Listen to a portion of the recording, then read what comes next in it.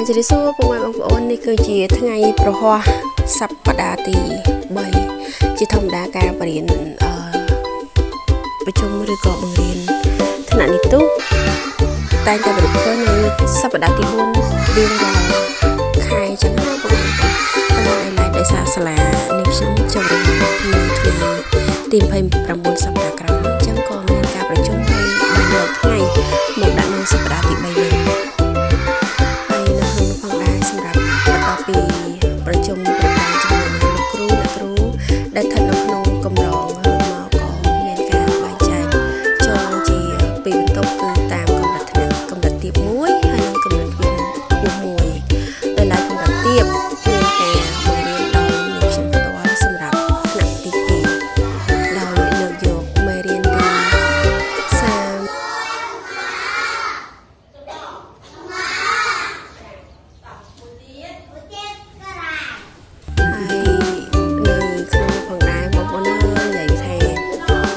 30គ្រូពីក្នុងសាលានៅកម្រងចូលរួមមើលទាំងអស់គ្នាទៅតាមកម្រិតទាបនិងកម្រិតខ្ពស់តែសម្រាប់កម្រិតទាបនិយាយថាបើមិនភ័យមិនបានពុកម៉ែបងប្អូនមើលទៅអូយឡើងញាក់ជើងហ្មងហ្នឹងឃើញលោកគ្រូអ្នកគ្រូគាត់ជាពិសេស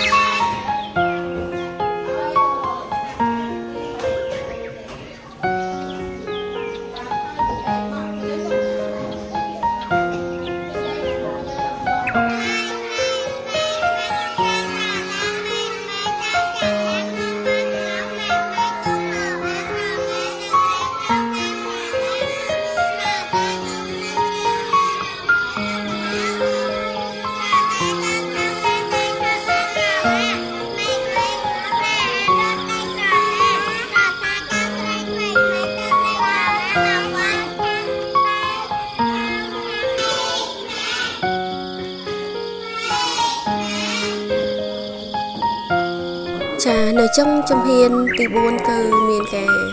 ឲ្យសិស្សឡើងលេងល្បែងខ្ទប់ពាក្យជាមួយនឹងការបែងចែកកូនជាវាយក្រុមនៅក្នុងនោះផងដែរនឹងខ្ញុំបានចែកជូនជាសិលឹកកិច្ចការដើម្បីឲ្យកូនគាត់ធ្វើការផ្សំតួជើងហើយនឹង